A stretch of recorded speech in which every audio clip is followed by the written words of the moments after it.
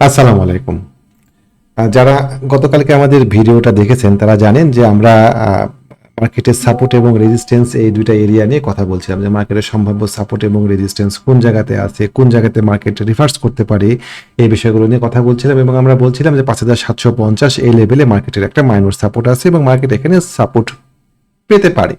আর মার্কেটের শক্ত সাপোর্ট আছে 5650 +-25, একদম অ্যাকুরেট পিন পয়েন্ট অ্যাকুরেসি দেওয়া কঠিন, 4 ডিজিটের একটা সংখ্যায় 25 বা 30 পয়েন্ট এদিক সেদিক হওয়াটা খুব অস্বাভাবিক কিছু না।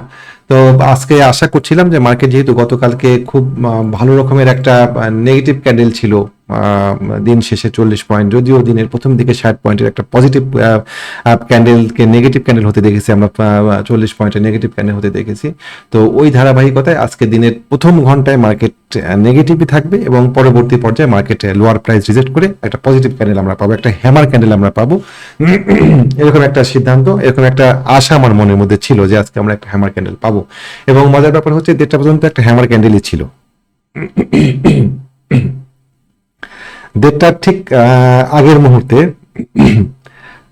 বিএসসি থেকে একটা প্রেস রিলিজ দেওয়া হয়, যে চেয়ারম্যান মহোদয় পক্ষ থেকে বলা হয় যে যে নিউজটা মিডিয়াতে প্রচারিত হচ্ছে যে ফৌজদারি মামলা হবে সেটা সঠিক না। এবং এর পরপরই মার্কেটকে আমরা প্রায় 30-35 পয়েন্টের একটা প্লাস মুভমেন্ট করতে দেখি, যদিও দিন শেষে মার্কেট 3 পয়েন্ট 3.5 পয়েন্ট বা 3.90 এরকম একটা ছোট্ট একটা মাইনাস দিয়ে মার্কেট শেষ হয়।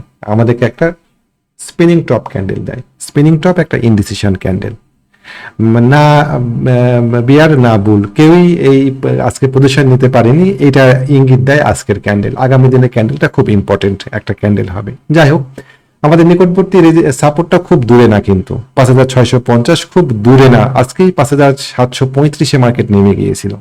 তো যাই হোক, দেখা যাক কি হয় এই জায়গাতে। দেখেন এখান থেকে এইটুকু মার্কেটের যে সাইডওয়েজ মুভমেন্ট হয়েছে দেখে মনে হচ্ছে অল্প, কিন্তু এই টোটাল সময়টা প্রায় 40-42 দিনের মতো।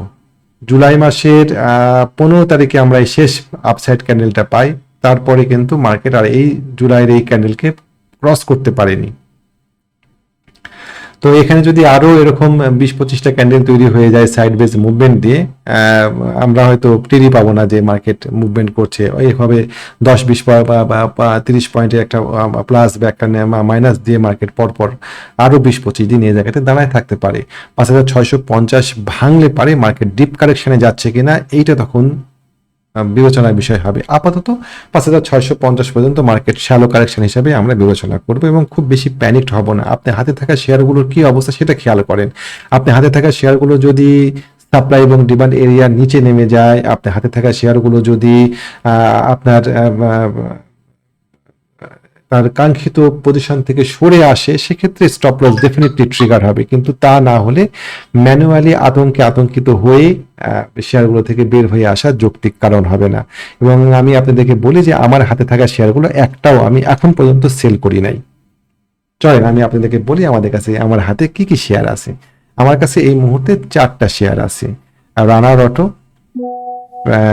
বিডি অটোকার, তারপরে ফেক ডিল আর সাইহাম কটন। আমরা প্রথমে রানার অটোটাকে নিয়ে আলোচনা করি। রানার অটো এখনো এন্ট্রি দেওয়া যায়।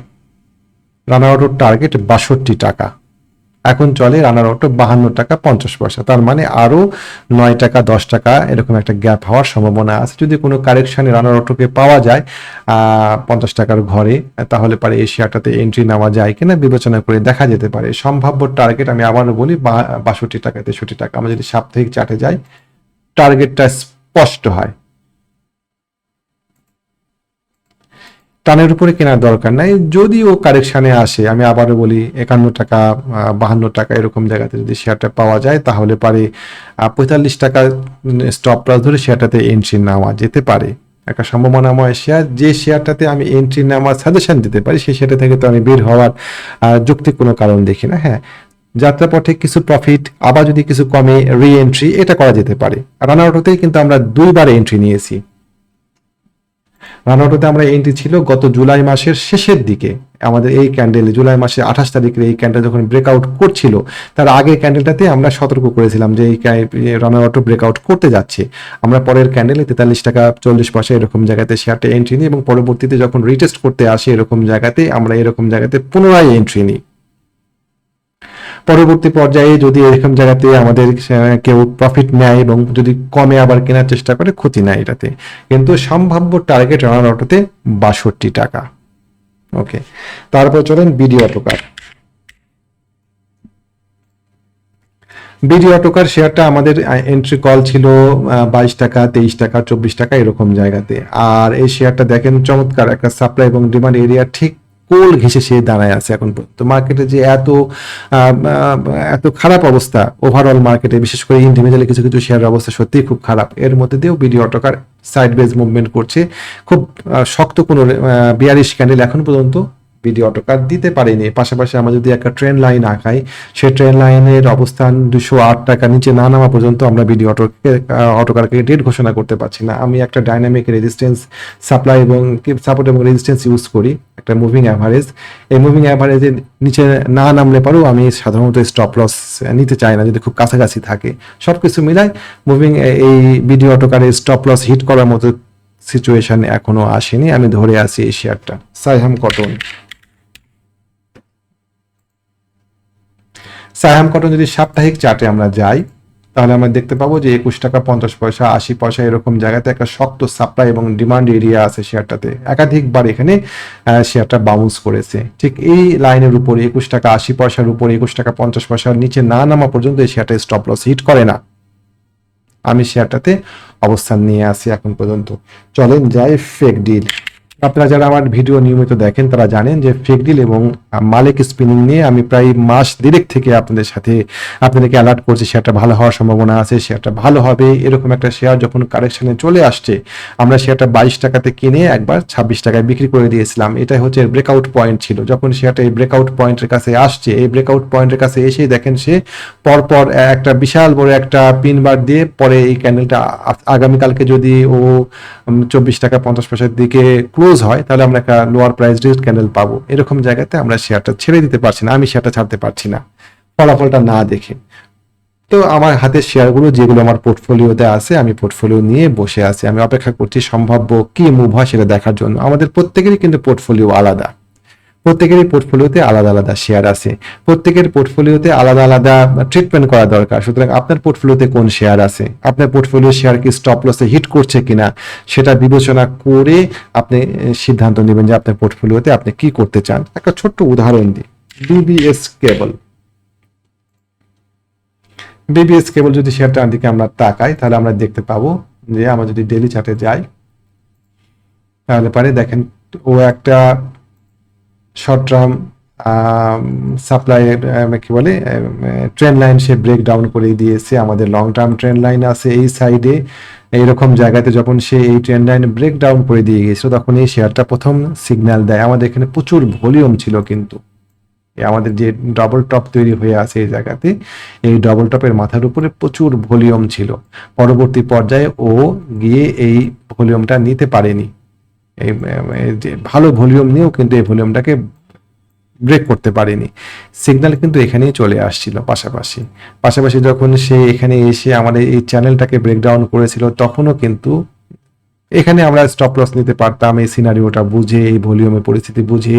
যদি নাও পারি, তাহলে পরে আমরা যখন আমাদের এই ডাইনামিক মুভিং অ্যাভারেজটাকে যখন ব্রেকডাউন করছিল, তখন স্টপ লস নেওয়া যেত। বর্তমান পর্যায়ে দেখেন ও নিচে নেমে এসে আমাদের এই নিকটবর্তী এই ট্রেন্ড লাইনের কাছাকাছি চলে আসছে, দূরবর্তী ট্রেন্ড লাইনের কাছাকাছি চলে আসছে, যেটা প্রায় 18 টাকা 90 পয়সা 19 টাকা। এখান থেকে ও একটা মুভমেন্ট হয়তো উপরের দিকে করতে পারে, এবং এরকম জায়গাতে আপনারা সেটা থেকে বের হয়ে যাবেন কিনা 21 টাকা 90 পয়সা 22 টাকা পেলে পারে বিবেচনা করে দেখতে পারেন।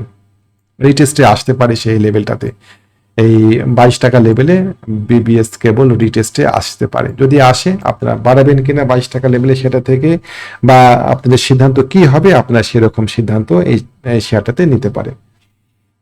বেশ কিছু শেয়ার ছিল যে শেয়ারগুলো এরকম খারাপ মার্কেটও শক্ত অবস্থানে দাঁড়ায় আছে, যে শেয়ারগুলোতে বেশ কিছু শেয়ার ছিল যে শেয়ারগুলো একটা ব্রেকআউট লেভেল পার করে রিটেস্ট করতে আসছে, বেশ কিছু শেয়ার আছে একদম শক্ত সাপোর্টের উপরে দাঁড়ায় আছে এখন। এরকম অনেকগুলো শেয়ার ছিল যে শেয়ারগুলো নিয়ে আলোচনা করতে গেলে পরে ভিডিওর কলে বড় হবে। আপনারা বারবারই কমেন্টে বলেন ভিডিও যেন খুব বড় না করি, ভিডিও যেন একদম অল্প সময়ের মধ্যে ভিডিও শেষ করি। আমি আর ভিডিওটা বড় করছি না, ভিডিও শেষ করছি। তার আগে একটা ছোট্ট তথ্য দিই আপনাদেরকে। আগামী 26 তারিখে আমাদের একটা টেকনিক্যাল প্রোগ্রাম শুরু হতে যাচ্ছে, যেখানে আমরা টোটাল 1.5 মাস ব্যাপী এই প্রোগ্রামে টেকনিক্যাল বিষয়গুলো শেখার চেষ্টা করব। সাপ্লাই ডিমান্ড এরিয়া, ক্যান্ডেলের সাথে ভলিউমের সম্পর্ক, ক্যান্ডেলগুলো আমাদেরকে কি তথ্য দিচ্ছে, স্মার্ট মানি কোথায় অপেক্ষা করছে, কোন জায়গাতে ভলিউম রেজিস্ট্যান্স আছে, তারপরে মুভিং অ্যাভারেজগুলোর কিছু ব্যবহার দেখবো আমরা। মুভিং অ্যাভারেজগুলো সাধারণত ল্যাগিং ইন্ডিকেটর, আমরা এগুলোকে লিডিং ইন্ডিকেটর হিসেবে ব্যবহার করবো। কিভাবে মুভিং অ্যাভারেজগুলো দিয়ে আমরা আগাম তথ্য পেতে পারি সেটা আমরা দেখবো। ইন্ডিকেটরগুলোকে আমরা একটু অন্যভাবে ব্যবহার করব। ইন্ডিকেটরগুলো বেশিরভাগই ল্যাগিং, ঘটনা ঘটার পরে তথ্য দেয়, কিন্তু আমরা এটাকে একটু অন্যভাবে ব্যবহার করে দেখবো যে ঘটনা ঘটার আগে কিভাবে তথ্য পাওয়া যায় মুভিং ইন্ডিকেটরগুলো দিয়ে। এই বিষয়গুলো আমরা এখানে বিস্তারিতভাবে শিখবো। যারা ব্যবসাটা শিখে করতে চান তাদের জন্য এটা একটা ভালো শেখার জায়গা হবে ইনশাআল্লাহ। আমাদের ব্যবসাটা বুঝে করা উচিত। আমরা যদি কোনো গ্রুপে থাকি বা আমরা যদি কারো কাছ থেকে শেয়ার সাজেশন নিই, এই শেয়ারটাকে বাছাই করার সক্ষমতা আমাদের থাকতে হবে, এই শেয়ারগুলোতে সিদ্ধান্ত নেওয়ার সক্ষমতা আমাদের থাকতে হবে। তা না হলে পরে এই ব্যবসাতে দীর্ঘমেয়াদী প্রফিট করা বেশ কঠিন হয়ে যাবে। সিদ্ধান্ত নেবেন আপনারা প্রোগ্রামে অংশগ্রহণ করবেন কিনা। এর পাশাপাশি আমাদের একটা হোয়াটসঅ্যাপ গ্রুপ আছে, যে হোয়াটসঅ্যাপ গ্রুপে আমরা শেয়ার সাজেশন দিই। কোথায় শেয়ার কিনবেন, কোন শেয়ারটা ভালো, সেক্টর কেমন হতে যাচ্ছে, মার্কেট কোন দিকে মুভ করতে পারে, এই বিষয়গুলো আমরা ওখানে বিস্তারিতভাবে আলোচনা করি। যারা আমাদের হোয়াটসঅ্যাপ গ্রুপে যুক্ত হতে চান বা আমাদের ট্রেনিং প্রোগ্রামে যুক্ত হতে চান, আমি স্ক্রিনে আমাদের হোয়াটসঅ্যাপ নাম্বার আপনাদের সাথে শেয়ার করছি। 0